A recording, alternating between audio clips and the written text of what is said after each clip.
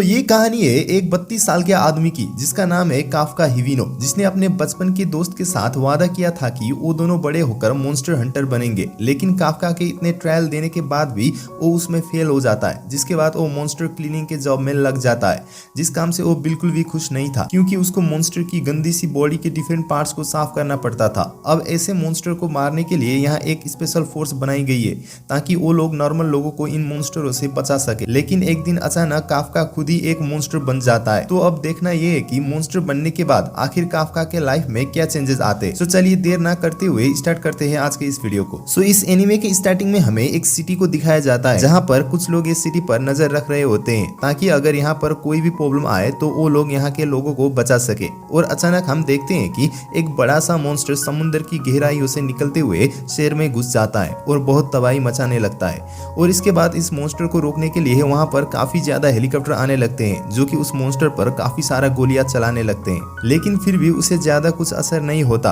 और हम देखते हैं कि ये इंसिडेंट लाइव टीवी पर भी चल रहा होता है जिसे आम लोग भी देख रहे होते हैं। और आगे हमें पता लगता है कि ऐसे मॉन्स्टर को रोकने के लिए एक अलग सा फोर्स बनाई गई है जिनमें अलग अलग डिवीजन होते हैं। और अभी जो इस मॉन्स्टर को रोकने के लिए आए होते हैं वो 3rd डिवीजन से होते हैं। और यहाँ पर धीरे धीरे करके हेलीकॉप्टर से सभी सोल्जर्स उतरने लगते हैं और यहाँ पर बहुत ही तेज के साथ उस मॉन्स्टर पर अटैक करने स्टार्ट कर देते हैं। पर जैसे ही मॉन्स्टर का ध्यान यहाँ पर भटकता है तभी एक लेडी सोल्जर एक लॉन्चर से उस मॉन्स्टर के चेस्ट पर अटैक कर देती है, जिससे मॉन्स्टर की चेस्ट पर एक बहुत बड़ा होल हो जाता है और उसका यहीं पर एंड हो जाता है। अब क्योंकि इस मॉन्स्टर का मलबा शहर में बहुत ही जगह फैल चुका है इसके कचरा को हटाने के लिए यहाँ क्लीनिंग स्क्वाड आती है और बड़ी बड़ी मशीन लगाई जाती है, जिसके बाद ये क्लीनिंग का काम भी शुरू हो जाता है।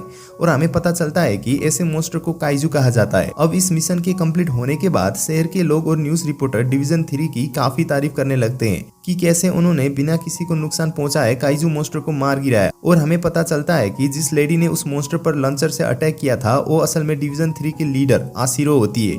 अब इसके बाद यहाँ क्लीनिंग स्क्वाड आके मॉन्स्टर की बॉडी को हटाने का काम शुरू कर देते हैं। और इसी वक्त हम एक क्लीनिंग वर्कर को देखते हैं जिसका नाम काफका हिविनो होता है। वो भी क्लीनिंग स्क्वाड का ही एक वर्कर होता है और इनका काम यहाँ पर काफी मेहनत भरा होता है। लेकिन हमें पता चलता है कि कोई भी इन लोगों की तारीफ नहीं करता, पर शहर के लोगों को तकलीफों से बचाने के लिए ये लोग अपने काम काफी अच्छे तरीके से करते हैं। इसके बाद हम यहाँ देखते हैं कि जब ये लोग वहाँ पर अपना काम कर रहे होते हैं तभी वहीं पर एक ड्रोन आ जाता है। ये ड्रोन इजुनो टेक कंपनी का होता है जो काफका से उस मॉन्स्टर का बॉडी सैंपल मांगता है।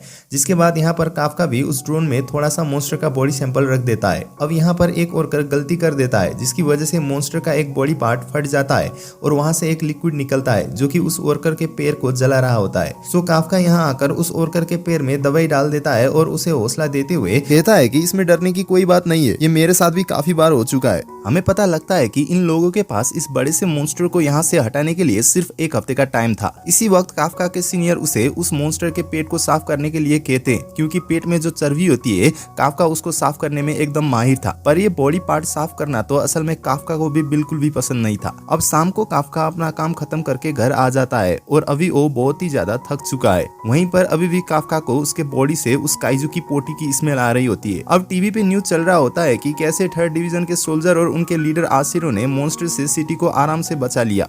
हमें पता चलता है कि आशिरो अभी 27 साल की है और अभी तक वो ऐसे काफी सारे काइजू को मार चुकी है। अब टीवी में देखते हुए काफका अपने बचपन के दिनों को याद करता है जहाँ पर हमें पता लगता है कि काफका और आशिरो बचपन के दोस्त थे और दोनों ने ही बचपन में डिफेंस फोर्स ज्वाइन करके काइजू से लड़ने का वादा किया था। पर काफका सोचता है कि आखिर मेरे साथ ये चीजें अलग कैसे हो गई। पर यहाँ पर काफका अपने मन को हल्का करने के लिए खुद से ही अरे नहीं इससे अच्छा तो मेरा ही जॉब है कहने लगता है। और सफाई करना तो काफी अच्छा काम है, इसके बिना तो हमारा शहर चल ही नहीं सकता और इसीलिए मुझे ये काफी अच्छा घर भी मिला है और साथ में खाने को भी मिलता है। और इसके बाद हमें काफका का घर दिखाया जाता है जो कि काफी ज्यादा गंदा होता है और यहाँ सब कुछ इधर उधर पड़ा होता है। अब अगली सुबह काफका अपना मुंह उठा के अपने काम पर पहुंच जाता है। यहाँ पर पहुंचने के बाद काफका को पता चलता है कि एक न्यू लड़के ने इनके क्लीनिंग स्क्वाड को ज्वाइन किया है और ये लड़के का नाम इचिकावा होता है। हमें पता चलता है कि इचिकावा भी डिफेंस फोर्स को ज्वाइन करना चाहता है और उसके लिए तैयारी कर रहा होता है। और इसके बाद हमें पता लगता है कि काफका ने भी डिफेंस फोर्स के लिए तैयारी की थी लेकिन वो कभी भी टेस्ट पास नहीं कर सका। उसका ये सपना अधूरा ही रह गया। यहाँ ये सुनकर इचिकावा काफका से पूछता है कि आखिर तुमने गिव अप क्यों कर दिया। जिसके जवाब में काफका कहता है कि मैंने अपने तरफ से तो पूरी कोशिश की थी लेकिन शायद उनकी किस्मत में मेरे जैसा होनहार बंदा था ही नहीं और मैं बस यहीं तक पहुंच सकता था। जब तुम मेरे एज में आओगे तो तुम भी समझ जाओगे। यहाँ काफका की बात सुनकर इचिकावा काफी रूड होकर बोलता है कि मैं कभी भी गिव अप नहीं करूंगा, इसके लिए चाहे मुझे मरना ही क्यों ना पड़ जाए। और ये बोलकर इचिकावा यहाँ से चला जाता है। जिसके बाद काफका अपने आप से गुस्सा होते हुए कहता है कि अरे यार, मैं यहाँ कुछ और भी तो बोल सकता था ना, जिससे मेरी इतनी भी बेइज्जती ना होती। क्या आखिर गिव अप करना इतना बड़ा गुनाह है क्या?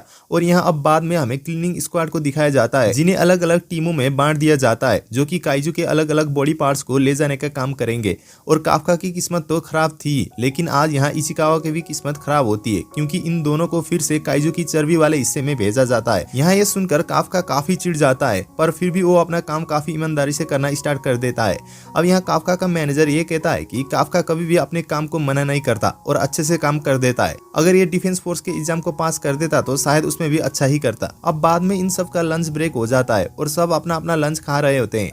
यहाँ हम देखते हैं कि बदबू की वजह से इचिकावा और काफका की हालत काफी खराब हो जाती है, इसलिए काफका इचिकावा की मदद करने की कोशिश करता है और उसे विटामिन की गोली दे देता है और कहता है कि इससे तुम्हारी थोड़ी बहुत हेल्प हो जाएगी। और इसके बाद वो उसे नोज बर्ड्स भी देता है, लेकिन इचिकावा वहाँ पर ये लेने से मना कर देता है। जिसके बाद काफका उसे जबरदस्ती देने लगता है। जिसके बाद पूरा स्टाफ अपने काम में दोबारा लौट जाता है और शाम होते ही सभी लोग अपने घर जाने लगते हैं। अब काफका सोचता है कि चलो एक काम तो अच्छा हुआ कि काइजू की चर्बी वाले हिस्से का काम जल्दी से खत्म हो गया। तब वहाँ उसी वक्त इचिकावा आ जाता है और वो काफका से लंच में उसकी हेल्प करने के लिए शुक्रिया कहता है। और यहाँ इचिकावा काफका को बताता है कि डिफेंस फोर्स में भर्ती होने की एज अब बढ़कर 33 साल हो गई है और जब तुम गिव अप करने की बात बोल रहे थे तो तुम काफी ज्यादा उदास लग रहे थे, तो मैंने सोचा तुम्हें ये बात बता दूं, पर वैसे तुमसे मुझे कोई भी मतलब नहीं है। और ये कहकर इचिकावा वहाँ से जाने लगता है। पर इचिकावा की बात सुनकर काफका को भी थोड़ा हौसला मिलता है और वो इचिकावा को शुक्रिया कहता है। और यहाँ ये दोनों आपस में बात कर ही रहे होते हैं कि तभी अचानक जमीन के अंदर से एक मॉन्स्टर इचिकावा के पीछे आ जाता है और वो उसको खाने ही लगता है। पर एन वक्त पर काफका बहुत ही स्पीड से भागते हुए आकर उसे बचा लेता है। अब काफका इचिकावा को वहाँ से भागने के लिए कहता है, लेकिन इचिकावा उसे यहाँ मना कर देता है। ये सुनकर काफका इचिकावा से कहता है कि 2 लोगों के मरने से बेहतर तो एक ही इंसान मारा जाए, और वैसे भी तुम्हें डिफेंस फोर्स ज्वाइन करनी है तो तुम यहाँ पर अपनी जान क्यों देना चाहते हो। अब ये सुनकर इचिकावा वहाँ से भागने लगता है। अब यहाँ काफका उस मॉन्स्टर को अपनी तरफ अट्रैक्ट करने लगता है। अब ये मॉन्स्टर काफका के पीछे लग जाता है, सो काफका उसे बचने के लिए अपना सारा दम लगाकर भागने लगता है। यहाँ भागते हुए काफका को एक बड़ी बिल्डिंग दिखती है, सो काफका ये मॉन्स्टर से बचने के लिए उस बिल्डिंग के गली में घुस जाता है। अब यहाँ बिल्डिंग की दूसरी तरफ कांच लगा होता है, सो काफका उस कांच को तोड़ता हुआ बाहर निकल जाता है। जिसके बाद हमें काफका का एक फ्लैशबैक दिखाया जाता है, जहाँ काफका और आशिरो एक पहाड़ी पर बैठे होते हैं। यहाँ दोनों के घर और स्कूल को काइजू ने तबाह कर दिया था और साथ में आशिरो की 2 में से एक कैट की भी मौत हो जाती है। और इसीलिए ये दोनों काइजू से लड़ने के लिए डिफेंस फोर्स ज्वाइन करने का फैसला करते हैं और कहते हैं देखते हैं कि हम दोनों में से कौन सबसे ज्यादा कूल ऑफिसर बनेगा।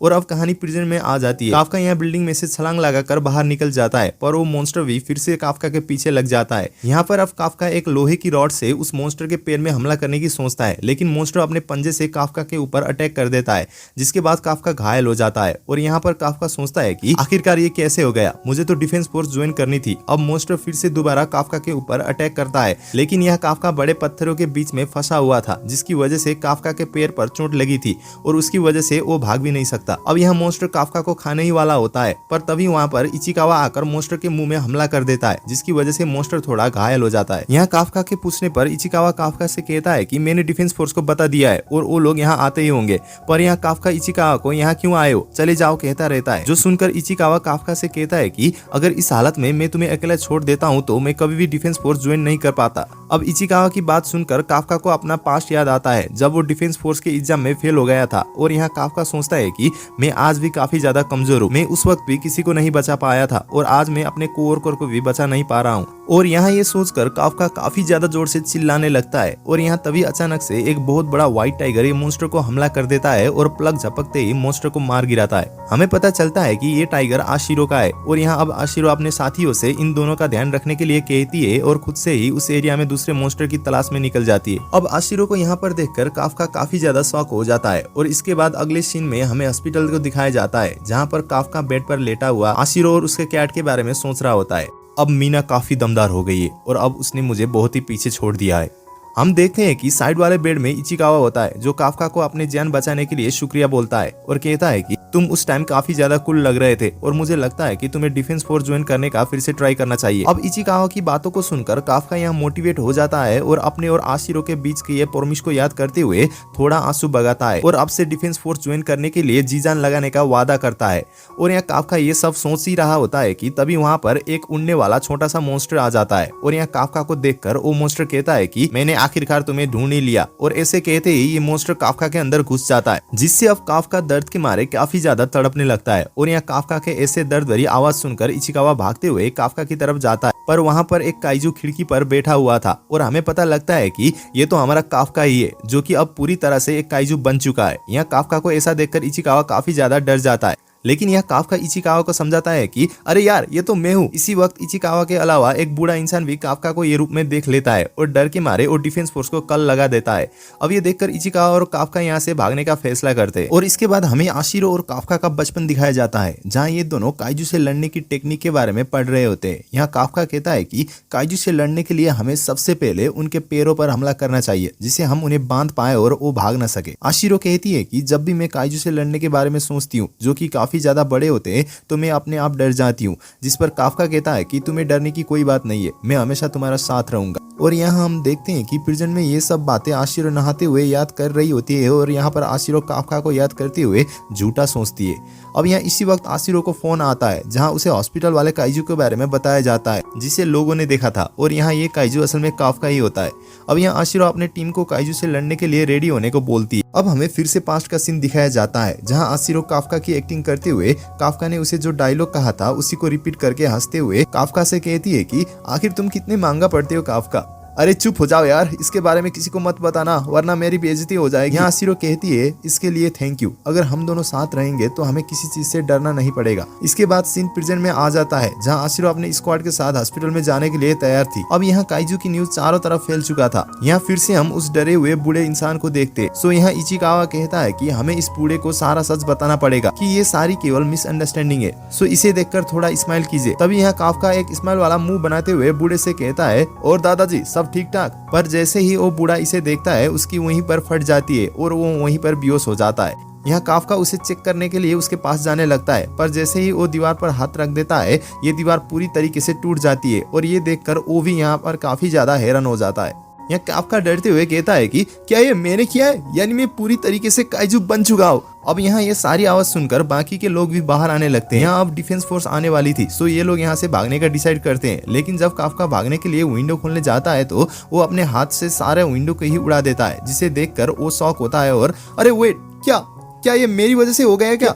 ओ अरे यार, अब मैं क्या करूं? आखिर मुझमें इतनी पावर आ कहां से रही है? तभी अब इचिकावा उसको वहां से भागने के लिए कहता है। सो ये लोग विंडो से जंप करके भागने लगते हैं। अब आशिरो का एक टीम मेंबर उसे बताता है कि काइजू हॉस्पिटल से भाग चुका है और वो दूसरे ही जगह पर जा रहा है। अब यहाँ इचिकावा भागते हुए सोच रहा होता है कि अरे यार, आखिर यहाँ क्या चल रहा है? आखिर ये काइजू कैसे बन गए, या ये पहले से ही काइजू थे? अरे कहीं मेरा सीनियर एक इच्छाधारी काइजू तो नहीं है ना? मुझे एक चीज कंफर्म करनी है सर, क्या आप अभी भी पूरे होश आवाज में है ना? काफका यहाँ कहता है कि अरे यार, मुझे तो खुद ही नहीं पता मेरे साथ क्या हो रहा है। और यहाँ काफका का नया रूप देखकर इचिकावा पूछता है कि सर आखिर अब ये क्या है? क्या ये कोई स्पेशल मोड है क्या? काफका कहता है कि अरे यार, ये तो मैं खुद भी जानना चाहता हूँ। तभी काफका के मुंह में से एक चीज बाहर आती है, जो तार पे बैठे हुए एक पक्षी को पकड़कर खाने लगती है। यहाँ काफका कहता है कि देखो इचिकावा, मैं एक पक्षी को जिंदा खा रहा हूँ। तभी इचिकावा चिल्लाते हुए कहता है कि अरे यार, ये क्या कर रहे हो? ये तो बहुत ही बेकार है। और यहाँ तभी काफका अपने नॉर्मल फॉर्म में आ जाता है। अब यहाँ भागते हुए काफका को जोर से सुसु लग जाती है और यहाँ अचानक उसके शरीर के निप्पल से वो खुद ब खुद हल्का हो जाता है। उसे भी पता नहीं चलता आखिर ये कैसे हो रहा था। और भाई साहब, ये देखकर ये दोनों ही शॉक हो जाते हैं और कहते हैं कि अरे यार, ये कहाँ से निकल रहा है? इसके बाद काफका वहीं पर बैठ जाता है और कहता है कि इसके बाद तो मेरी कोई भी इज्जत नहीं बची, इससे अच्छा तो मैं मर ही जाता हूँ। प्लीज इचिकावा, मुझे मार ही डालो। अरे आपको यहाँ पर बाकी चीजों पर भी ध्यान देना चाहिए, हमें जल्दी से निकलना होगा। इचिकावा, मुझे तुम ये बताओ कि क्या मैं इस हालत में डिफेंस फोर्स ज्वाइन कर पाऊंगा क्या? बिल्कुल भी नहीं। इस टाइम आप वो बन चुके हैं जिसे डिफेंस फोर्स लोगों को बचाते। वो लोग तो आपको देखते ही मार डालेंगे। अरे क्या, मुझे लगा ही था। लेकिन एक मिनट रुको, इसका मतलब कि क्या मैं अब डिफेंस फोर्स कभी भी ज्वाइन नहीं कर पाऊंगा? लेकिन आखिर ऐसा क्यों हो गया? क्योंकि मैंने अभी अभी तो आशिरो तक पहुंचने के लिए जी जान लगाने का प्रॉमिस किया था, लेकिन ऐसे में डिफेंस फोर्स तो ज्वाइन ही नहीं कर सकता। चलिए सर, यहाँ पर चलते हैं, यहाँ कोई भी नहीं है, यहाँ हम सेफ रहेंगे, हमें यहाँ कोई भी ढूंढ नहीं पाएगा। अब तभी काफका को कुछ चीज महसूस होने लगती है। यहाँ इचिकावा पूछता है कि क्या डिफेंस फोर्स यहाँ पर आ गई है क्या? नहीं, कुछ अजीब सी चीज अंडरग्राउंड से आ रही है और ये एक काइजू है। अब यहाँ तभी थोड़ी दूर पे ही एक काइजू अपीयर हो जाता है, जिसके बारे में डिफेंस फोर्स को भी पता लग जाता है। यहाँ ये जानकर आशिरो कहती है कि टीम 2 पुराने काइजू की तरफ जाएंगे और हम न्यू काइजू की तरफ जाएंगे। अब यहाँ काफका कहता है कि ये उसी तरीके का काइजू है जिसने हम पर हमला किया था। क्या? सो इसका मतलब आप ये भी बता सकते हो? सो शायद अब इसके आने से हमारी तरफ कम लोग आएंगे, इसका मतलब हम आसानी से छुप सकते हैं। शुक्र है ये काइजू आने से पहले आपकी आ जाने की वजह से उन लोगों ने ये जगह खाली करवा दी थी, सो शायद अब कोई भी खतरे में नहीं होगा। अब ये दोनों लोग छुपने के लिए जाने लगते हैं, पर तभी हमें एक सीन दिखाया जाता है जहाँ पर एक छोटी सी बच्ची की माँ मलबे के नीचे दब चुकी थी और यहाँ वो छोटी सी बच्ची जोर जोर से रोकर उन्हें निकालने की कोशिश कर रही थी।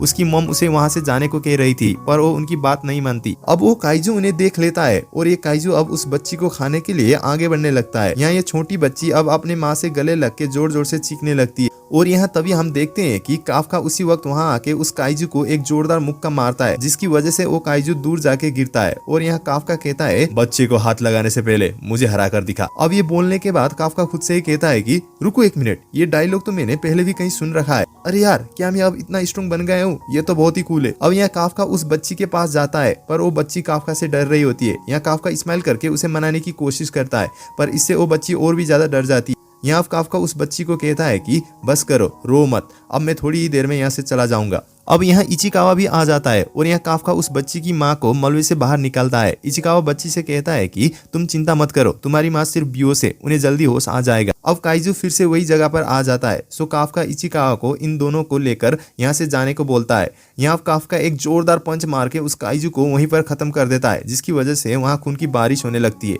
अब यहाँ काफका कहता है कि अब सब कुछ ठीक है, तुम इसकी माँ को लेकर जल्दी से हॉस्पिटल के लिए निकलो। अब लास्ट में काफका जब यहाँ से जाने लगता है, तब ये छोटी बच्ची काफका को शुक्रिया करती है और यहाँ पर उस बच्ची को देखकर काफका को आशिरो की याद आ जाती है, जिसकी वजह से काफका फिर से आशिरो के साथ देखा हुआ सपना याद करता है। पर फिर यहाँ प्रिजन में काफका निकलने लगता है। इचिकावा बोलता है कि सर, मैंने एम्बुलेंस को बुला लिया है, सो चलो सर, कोई और आने से पहले हम यहाँ से निकल जाते हैं। तभी यहाँ काफका कहता है कि इचिकावा, मैंने अभी भी हार नहीं मानी है, मैं अभी भी कोशिश करने वाला हूँ और एक दिन मैं उसके साथ खड़ा होना चाहता हूँ।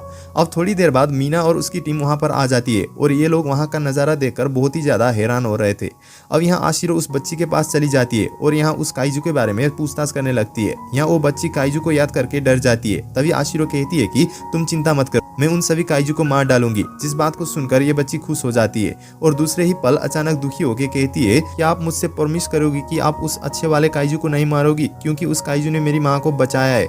अब ये सुनकर आशिरो काफी ज्यादा हैरान हो जाती है। इसके बाद हमें 3 महीने बाद का सीन दिखाया जाता है, जहाँ विटनेस को लेकर काफका का एक इमेज तैयार किया जाता है, जहां न्यूज में न्यूज एंकर बताते हैं कि इस काइजू को डिफेंस फोर्स ने एक कोड नेम दिया है और वो लोग इसे काइजू नंबर 8 बुला रहे हैं, जिससे अभी भी डिफेंस फोर्स तलाश नहीं कर पाई है। ये न्यूज देखते हुए इचिकावा सोचता है कि 3 महीने पहले सर ऐसे काइजू बने जो डिफेंस फोर्स से बचकर भाग पाए और अब सारी डिफेंस फोर्स उन्हें ढूंढने में लगी है। तब इचिकावा का मैनेजर कहता है कि इचिकावा, तुम्हारे और काफका के लिए एक मेल आया और काफका काम में जल्दी ही चला गया, सो क्या तुम उसको भी ये दे सकते हो क्या? इचिकावा इसके लिए मान जाता है। यहाँ पर एक बंदा कहता है कि अब वो टाइम आ चुका है। दूसरा बंदा कहता है कि वही टाइम ना जब काफका हर साल एग्जाम देता है। पहला बंदा कहता है कि हाँ, तुमने सही कहा, सो इसलिए हमें उसे हर साल चीयर करना पड़ता है। अब इचिकावा देखता है कि वो डिफेंस फोर्स के पहले टेस्ट के राउंड में पास हो गया था, जिसे देखकर बाकी लोग भी खुश हो जाते हैं और बाद में बाहर आकर इचिकावा काफका का रिजल्ट देखता है, जिसको देखने के बाद वो भी काफी ज्यादा खुश हो जाता है।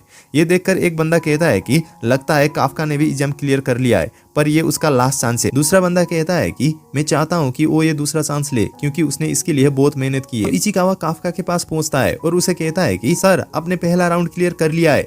यहाँ हम काफका को काइजू के रूप में देखते हैं, जो कि नाश्ता कर रहा होता है। ये देखकर इचिकावा उसको जोर से लात मारते हुए उसे डांटने लगता है। काफका कहता है कि ये मेरी गलती नहीं है, अभी भी मैं अपने आप को पूरी तरीके से कंट्रोल नहीं कर पाता। तो क्या मैं अब ठीक लग रहा हूँ? आप अब भी नॉर्मल नहीं हुए, कम से कम अपने दांतों को तो देख लीजिए। जब मैं ऑफिस में था तो आप न्यूज में छाए हुए थे, सो अब आपको बहुत ज्यादा केयरफुल रहना होगा। अब यह काफका माफी मांगने लगता है। अब हमें एक पास का सीन दिखाया जाता है, जहाँ हमें पता लगता है कि बाद में ये लोग हॉस्पिटल पहुंच जाते हैं और सबसे कहते हैं कि जब काइजू यहाँ आया था तो हम लोग छुप गए थे। इनकी बातों को भी सभी लोगों ने सच मान लिया था। अब इचिकावा काफका को वो खुशखबर सुनाता है, जिसको देखकर काफका कुछ ज्यादा रिएक्ट नहीं करता। यहाँ इचिकावा कहता है कि मुझे तो लगा था कि इसे देखकर आप खुशी से झूम उठोगे, इस पे काफका कहता है कि फर्स्ट राउंड तो मैं हमेशा ही आसानी से पार कर लेता हूँ, मैं हमेशा अटकता हूँ उसी सेकंड राउंड में। जिसे सुनकर इचिकावा कहता है कि आपको इस पे इतना गर्व क्यों हो रहा है और क्या अब आप ये करने वाले हो, क्या आप इस बॉडी के साथ सेकंड राउंड देने जाओगे? आपको देखकर तो बिल्कुल भी ऐसा नहीं लग रहा है, लेकिन सेकंड राउंड में आपके चारों तरफ ऑफिसर रहेंगे और अगर आप वहाँ कन्वर्ट हुए तो वो लोग आपको देखते ही मार डालेंगे, चाहे जो मर्जी हो, लेकिन मैं फिर भी इस एग्जाम को जरूर से दूंगा। मैंने पिछले 3 महीने बहुत ही ज्यादा मेहनत की है, लेकिन फिर भी अभी तक मैं ये नहीं जान पाया हूँ कि मैं वापस कन्वर्ट कैसे होऊंगा। वैसे भी ये मेरा लास्ट चांस है, सो इसलिए मैं इसे बिल्कुल भी वेस्ट नहीं करने वाला। पर आप ये याद रखिएगा, अगर आप कन्वर्ट हो जाएंगे तो मैं आपका साथ नहीं दे सकता, और क्योंकि अब हम एक ही गोल के लिए कम्पीट कर रहे हैं तो आपसे हम एक दूसरे के कॉम्पिटिटर है। सो गाइज, इसी के साथ पार्ट 1 यहीं पर खत्म हो जाता है। आपको ये वीडियो कैसी लगी कमेंट करके हमें जरूर बताएं, और ऐसे ही वीडियो देखने के लिए चैनल को सब्सक्राइब जरूर करें। सी यू सून।